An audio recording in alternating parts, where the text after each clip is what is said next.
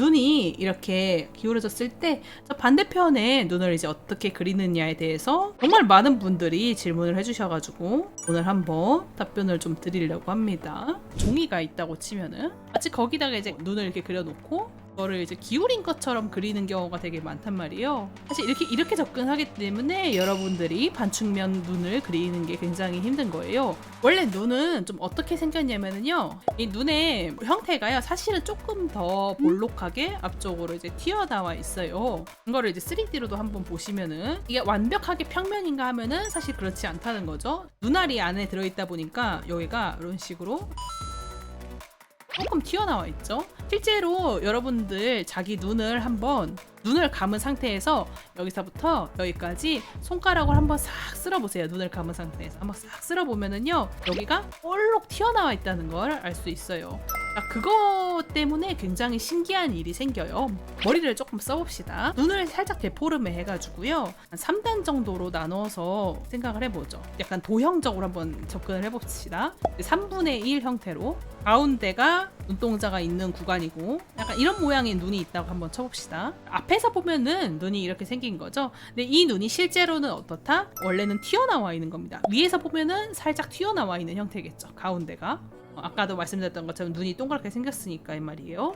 그러면은요, 이 눈을 기울여서 보면은 어떻게 될까요? 자, 한번 기울이면 무슨 일이 생기는지 한번 봅시다. 내가 고개를요 이렇게 돌리면은 당연히 눈도 같이 기울어지겠지요. 그러면은 얘도 이제 각도가 이렇게 틀어지겠죠. 자, 눈이 각도가 틀어지면은요, 그걸 앞에서 봤을 때 어떤 모양새가 될까요? 여기는 이제 이렇게 되어 있는 건데, 자, 얘 같은 경우에도 한번 내려봅시다. 쭉 내리면 이제 어떻게 되냐면은 이렇게 됩니다. 자, 요걸로 한번 눈을 다시 한번 그려보죠. 눈이 이런 모양으로 바뀌어요. 이게 뭐가 그렇게 대단한가요? 라고 이제 생각할 수 있겠는데, 자, 여러분들 평소에 반측면 그릴 때 눈을 어떻게 그리는지 한번 생각을 해봐요. 내가 정면에서 본 눈이 이거라면은요, 이거를 조금 가로만 누른 상태로 이렇게 그리는 경우가 꽤 있어요. 약간 이런 식으로 나열을 하는 거죠. 말하자면 이런 식으로 나열을 하는 경우가 많은데, 자, 요거랑 얘랑 비교를 한번 해보시면은요, 완전히 다른 모양새라는 걸 알 수 있어요. 이게 실제로 튀어나온 모양이기 때문에 얘는 이쪽이 바깥쪽으로 갈수록 이 부분이 짧아지는 현상이 일어나기 시작해요. 이쪽은 오히려 정면에서 봤을 때보다 훨씬 더 길어진 걸 볼 수 있어요. 그러면서 형태 자체가 완전히 왜곡이 됐어요, 이 모양 자체가. 근데 이걸 작게 그린다는 건 어떤 거예요? 다만 사이즈가 좀 작아졌을 뿐이지 1대1대1의 사이즈 비례는 그대로 유지되는 걸 알 수 있죠. 그래서 결론적으로 뭐다? 얘랑 얘는 완전히 다른 형태의 눈이에요. 원래는 이 모양이어야 하지만은 여러분들이 항상 눈을 이렇게 그리고 있기 때문에 뭔가 어색한 느낌이 나고 눈이 약간 평평하게 그려지는 것처럼 보이고 그러는 겁니다. 자, 그러면은 요 눈을 어떻게 그리면 될까 조금만 생각을 해봅시다. 어떤 일이 좀 생기냐면은요, 여기서부터 여기까지의 거리는 줄어들었기 때문에 빠르게 상승하는 형태가 나타나기 시작해요. 그러니까 봐봐요. 지금 여기서 얘랑 비교를 해보면은 이 높이는 달라진 게 없어요. 그쵸? 내가 올라가야 될 산은 똑같은 높이인데 다만 여기서부터 여기까지가 거리가 좁아졌기 때문에 여기가 각도가 훨씬 더 가팔라지는 형태로 나온 걸 볼 수 있죠. 반대쪽은 어떤가요? 반대쪽은 반대죠. 오히려 훨씬 더 거리가 멀어졌기 때문에 약간 처지는 형태가 나타나기 시작을 합니다. 그럼 이거를 약간 본인의 그림체에 한번 적용해 보려고 해봅시다. 내가 원래 눈을 이렇게 그린 사람이라고 한번 쳐보죠. 만약에 그대로 그린다는 건 어떤 느낌이냐면요, 여러분들 눈을 그리는 걸 몇 번 하다 보면은요, 이 곡선 있죠, 위에 아이라인의 요 곡선이 내 손에 약간 버릇처럼 잡혀가지고 맨날 그리는 그 곡선이 있단 말이에요. 그래서 여러분들 그 곡선을 조금 짧게만 그렸을 거예요, 아마. 그래서 그 경우는 약간 이렇게 그리게 되죠. 똑같은 곡선이지만은 납작하게 누르기만 해서 그리면은 보통 이런 느낌의 눈이 나오는데, 실제로 그려야 되는 건 어떤 느낌이냐 하면은, 첫 번째로는요, 이쪽은 빠릿하게 올라오고 이쪽은 처지기 때문에 원래 이런 곡선이었다고 하면은 실제로 그려야 되는 곡선은 약간 이런 형태가 돼요. 그래서 내가 옆으로 기울인 눈을 그릴 때는 이렇게 그려줘야 돼요. 이런 라인이 나와요. 다른 라인도 약간 이런 형태가 나와요. 그 다음에 좀 신경 써야 될 거는요, 자세히 보시면은 얘 눈동자도 옆으로 옮겨온 걸 볼 수 있죠. 왜냐면 가운데가 한쪽으로 쏠렸기 때문이에요. 얘는 아직도 가운데 있죠, 가운데가. 근데 얘는 튀어나왔기 때문에 가운데가 옆으로 쏠린 거예요. 그럼 이제 얘는 앞을 보고 있다면요, 눈동자가 옆으로 조금 옮겨오기 시작합니다. 이쪽이 가운데가 되면서 이쪽을 봐야 정면인 눈이 돼요. 이렇게 되는 겁니다. 트위터에서 마끼아트를 검색하세요. 자, 요것도 지금 자세히 보시면은요, 가운데 축이 약간 다른 느낌이 나요. 얘는 여기에 있고요. 얘는 가운데 축이 이쪽에 있죠. 보시면은 비례적으로 봤을 때 옆으로 갈수록 훨씬 더 가운데가 한쪽으로 쏠리는 느낌으로 바뀌는 걸 볼 수 있어요. 그래서 만약에 가운데가 최고치라면은 얘는 이렇게 되는 느낌인데, 얘는 훨씬 더 옆에 있는 느낌으로 쏠리게 되는 거죠. 이런 식으로. 요때 또 주의해야 될 거. 만약에 눈이 여기 있다고 치면은 당연하게도 이쪽이 흰자가 조금 더 넓어 보이게 됩니다. 당연하게도 이쪽이 좀 더 작아졌기 때문에 그렇겠죠. 그래서 여러분들 이때 눈동자를 가운데에 그려서 잘못 그리는 경우도 되게 많아요. 그러니까 눈 전체 사이즈 대비해서 눈동자를 가운데에다 그렸기 때문에 가운데가 한쪽으로 쏠려야 되는데 쏠리지 않은 것 같은 이상한 느낌이 나기도 하는 겁니다. 이때 이제 시선이 좀 흐트러지기도 하고 그래요.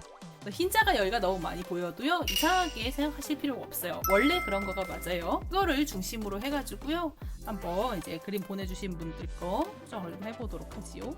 여러분들 그림 그리다 보면은 이 안쪽 눈을 좀 작게 그리는 경우가 많아요. 제 생각에는 이거를 실제로 여기를 더 작게 그려야지 의도적으로 그렇게 하는 분들은 별로 없는 것 같고, 사실 여기서부터 여기까지 거리가 뭐 얼마나 된다고 이걸 또 작게 그려요, 그쵸? 눈 그리는 방법 자체가요, 자기가 손에 이게 너무 익어서 그럴 수도 있어요. 그러니까 예를 들면은 약간 이 눈을 그리는 게 이제 익숙하다고 쳐봅시다. 그러면은 여기는 좀 더 짧게 그려야 된다고 생각을 하잖아요. 그러면 이제 원래는 가로만 짧아지고 세로 사이즈는 그대로 유지가 되어야 되거든요. 약간 이제 이런 느낌으로 그려져야 되는 건데, 자기도 모르게 요거 그리는 거 자체가 너무 익어가지고 이 라인을 짧게 그린 다음에 그 버릇대로 그대로 그리니까 이렇게 작아지는 거예요. 요 부분을 길게 그린 게 익숙하지 않아서 그래요. 그래서 일단 그것도 조금 조심하실 필요가 있어요. 어쨌든 세로 사이즈는 거의 양쪽을 똑같이 맞춰주실 필요가 있습니다. 일단 그것부터 좀 잡아보죠.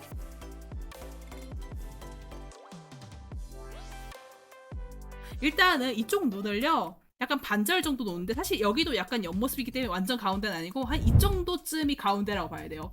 가운데를 기준으로 이 부분 반절과 이 부분 반절의 모양새를 기억을 해요. 그럼 얘는 가운데가 훨씬 더 한쪽으로 치우쳐졌기 때문에 이쪽 부분이 훨씬 더 넓어져 있을 거고 좀 더 좁아져 있을 거예요, 이 부분은. 그러니까 얘를 조금 더 짧게 그리고 얘를 좀 더 길게 그리면 되겠죠. 근데 지금 보시면은 라인 자체가 조금 잘못되어 있어요. 얘는 계속해서 처지는 라인이거든요. 이걸 해석하면은 하나, 둘 이런 느낌인데, 얘 같은 경우에는 올라갔다가 내려가는 라인이 되기 때문에 사실 양쪽이 완전히 대칭이 안 맞는 상태입니다. 눈이 짝짝이라는 거죠. 자, 그래서 이제 라인 다시 한번 해석해 봅시다. 여기서부터 올렸다가 내려가는 느낌이죠. 그럼 얘는 여기를 가운데로 봤을 때 여기서 올렸다가 이렇게 되는 느낌이면 양쪽이 대칭이 되겠죠. 그래서 지금 제가 하는 것처럼요, 처음에 요거를 조금 계산하고 그 다음에 여기다 대고 다시 한번 눈을 그리는 방법으로 그려주시면 좋아요. 그러니까 마냥 여러분 그림 그릴 때 바로 여기서 눈을 그리지 말고 이 눈의 라인을 가운데가 어디일까 해석하시고 여기도 한쪽을 조금 더 쏠리는 느낌으로 해가지고 양쪽을 데칼코마니처럼 이렇게 해석을 한 다음에 그 다음에 그걸 기준으로 이제 눈을 완성하시면은 훨씬 더 쉽게 대칭을 만들 수 있다는 거죠. 자, 그래가지고 이 부분도 이제 그걸 중심으로 수정을 조금 해볼게요.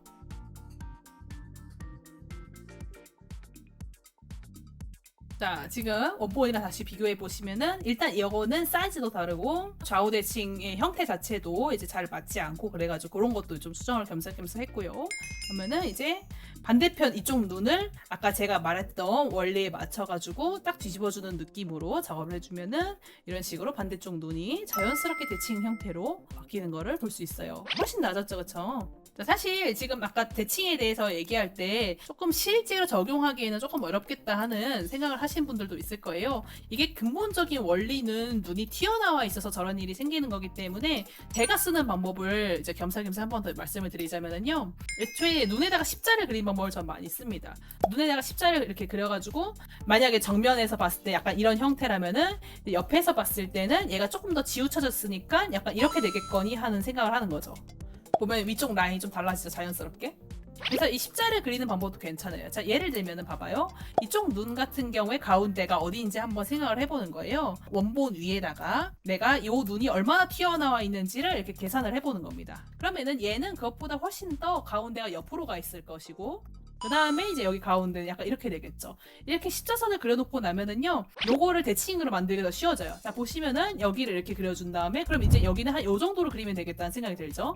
그 다음에 얘 눈은 이제 이쪽으로 돼 있으니까, 그럼 얘는 어떻게 돼 있어야 돼요? 원래 이렇게 내려갔어야 되는 거예요. 이렇게. 아랫 라인도 마찬가지로 여기를 눈을 이제 이렇게 그렸다고 하고, 이쪽을 이렇게 그렸다고 하면은, 얘는 이제 이쪽까지 이렇게 되고 이쪽으로 대칭이 되는 이런 형태가 되어 있어야지 된다는 거죠. 그러면 완벽하게 이제 약간 더 입체감을 고려하면서 눈의 좌우 대칭을 확인을 할 수 있어요. 요걸 보면 이제 또 알 수 있죠. 이쪽 눈이 어떻게 돼 있어요? 또 이제 한쪽이 너무 서 있지요. 그래서 그것만 한번 좀 맞춰봅시다. 이렇게 가이드라인을 잡은 다음에 그거에 맞춰서 눈을 다시 그려주시면 되는데 저는 이제 또 다시 픽셀 유동화로 수정해 보겠습니다.